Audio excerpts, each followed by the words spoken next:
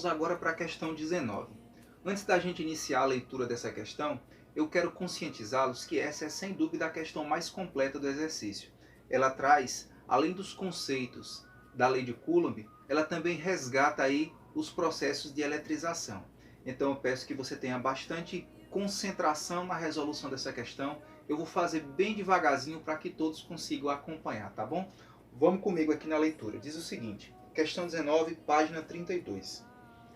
Duas pequenas esferas metálicas de mesmo raio, x e y, estão separadas no vácuo por uma distância d.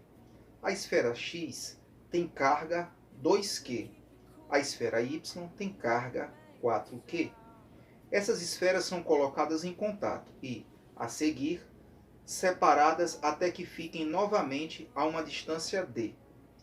Qual a relação entre os módulos das forças elétricas F1 e F2 entre as esferas? No caso, ele quer que você faça a relação F1 sobre F2, respectivamente antes e depois do contato.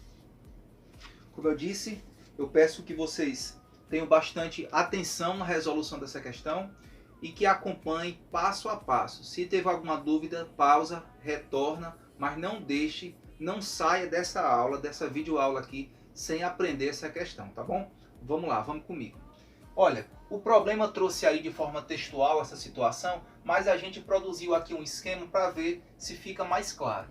O problema diz o seguinte, haviam duas cargas, elas são cargas pequenas, são partículas pequenas eletrizadas, é a partícula X e a partícula Y.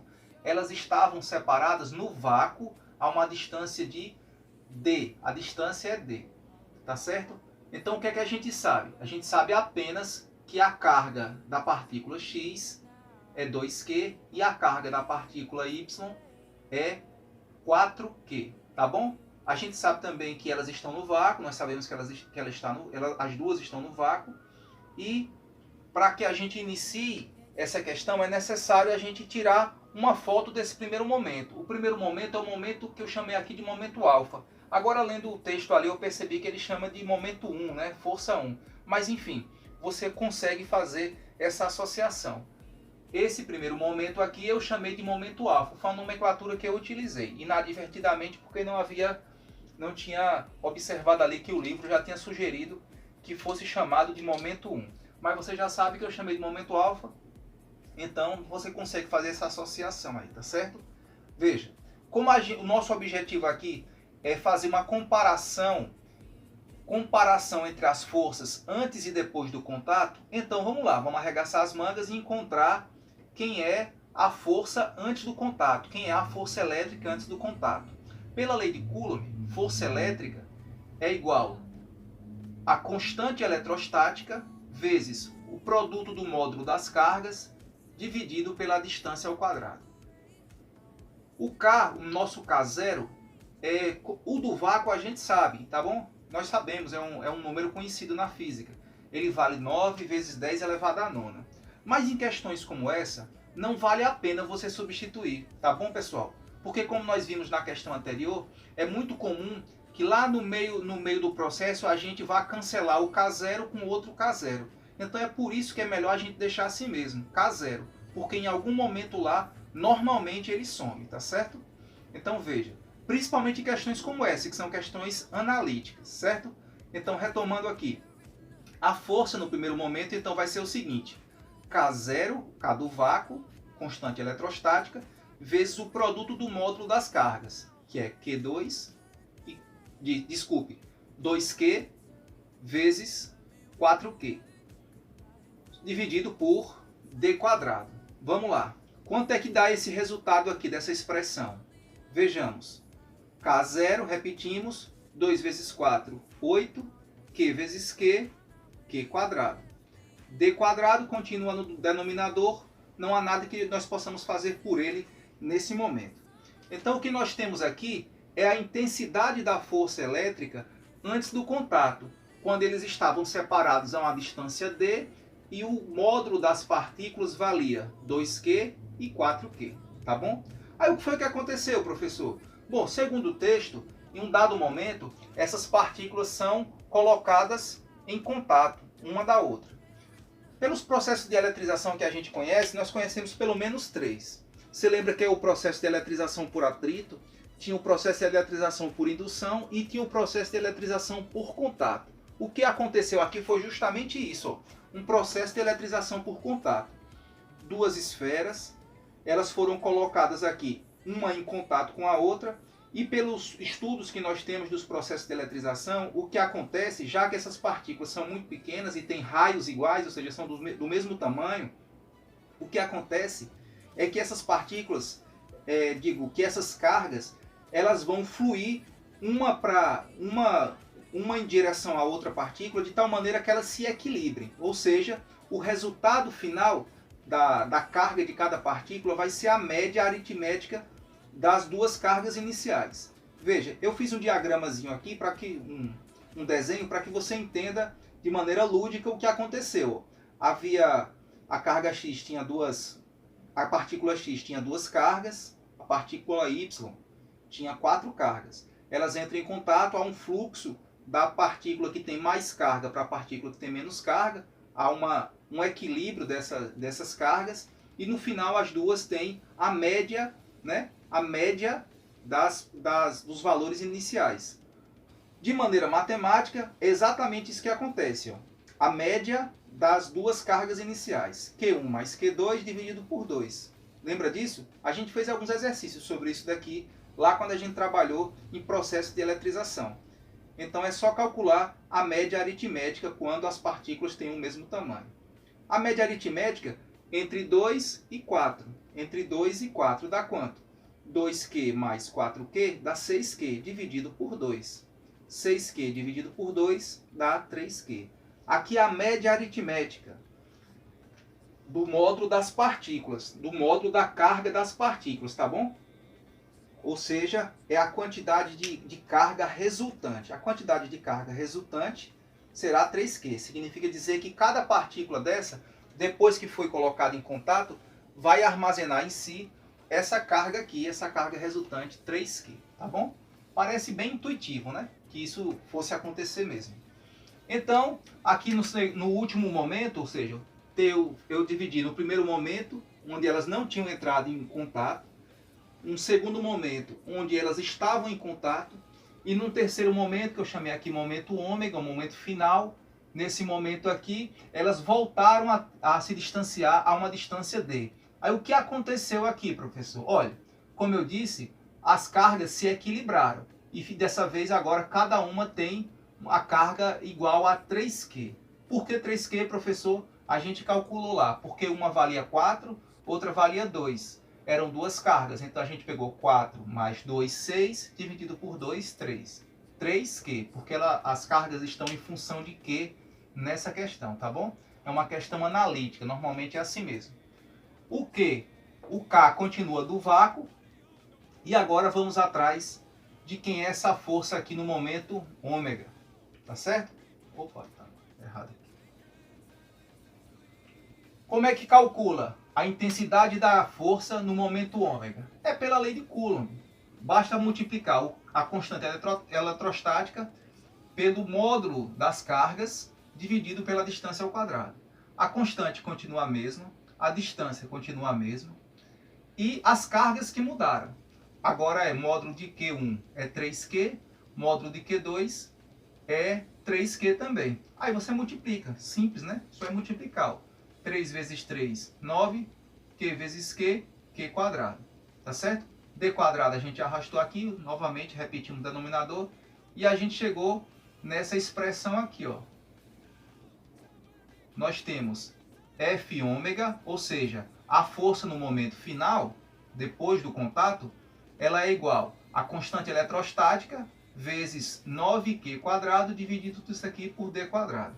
Então nós temos a força antes do contato e a força depois do contato. Tá certo? Agora vamos fazer a comparação, tá bom? A comparação é semelhante àquela que a gente viu na questão anterior. Basta que a gente coloque antes do contato sobre depois do contato. A força de interação elétrica antes do contato dividida pela força de interação elétrica depois do contato. Aí é só escrever cada expressão uma no numerador e outra no denominador. Está aqui escrita, né? Já ela colocadinha assim, já com os resultados. K0 vezes 8Q² dividido por D². Aqui é F-alfa. No livro seria F1, né? Que ele colocou uma outra nomenclatura. Mas seria o mesmo resultado. E F⍵, que é depois do contato, ficou assim, ó. K0, 9Q² dividido por D². Eu já expliquei que quando a gente tem uma fração em cima no denominador e outra fração no denominador também, uma no numerador e outra no denominador, a forma clássica de resolver isso é repete a primeira e multiplica pelo inverso da segunda, certo? Foi o que foi feito aqui. Depois que a gente faz isso, a gente observa que todos os termos, tanto no numerador como no denominador, eles estão aí se relacionando em forma de multiplicação. E aí a gente pode localizar aí quem são os termos semelhantes, quem são iguais, né, em cima e embaixo, quem tem os mesmos valores, e fazer a simplificação, o cancelamento. Ó, vou cancelar K0 com K0, vou cancelar D2, D² com D², eu vou cancelar Q² com Q², e o que me restou foi só 8 sobre 9. 8 sobre 9, está aqui, ó. Eu tenho a impressão que no seu livro a resposta já é essa, ó. Mas pode ser que isso não seja suficiente para que você entenda esse resultado, para que você interprete esse resultado. Eu vou ler aqui de algumas formas e aí vocês vão vendo aí qual é a maneira que você consegue entender mais, que você consegue capturar mais, capturar melhor essa interpretação. Veja, eu posso dizer assim, ó, a força F-alfa está para 8, assim como a força F⍵ está para 9. O que quer dizer isso?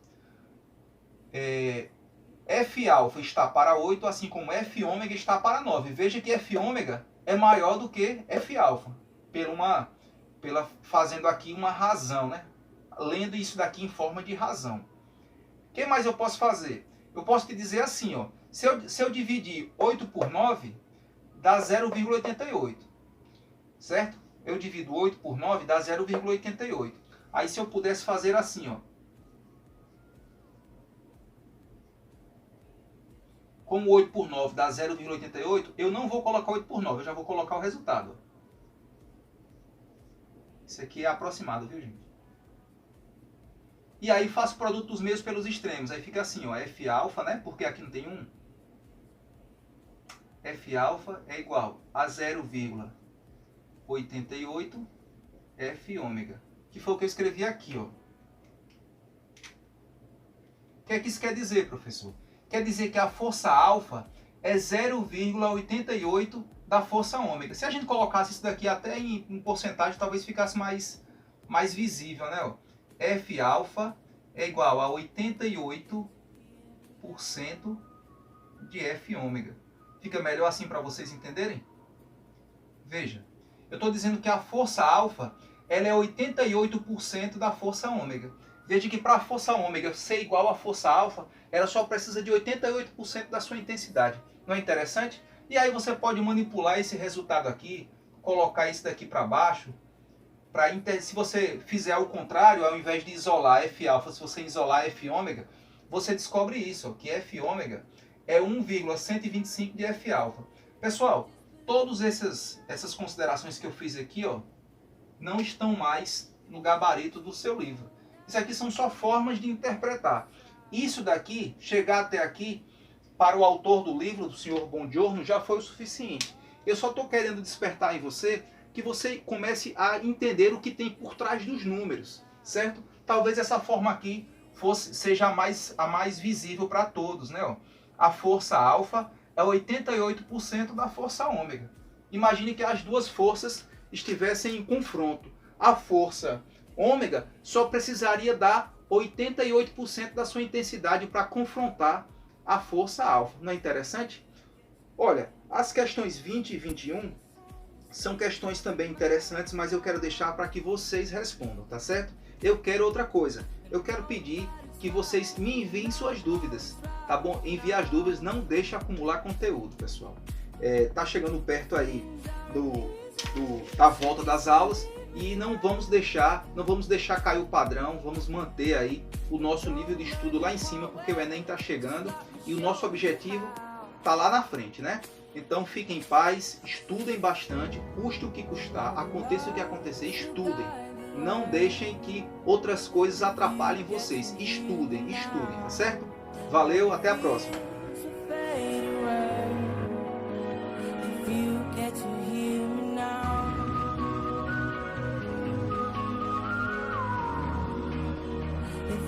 Get to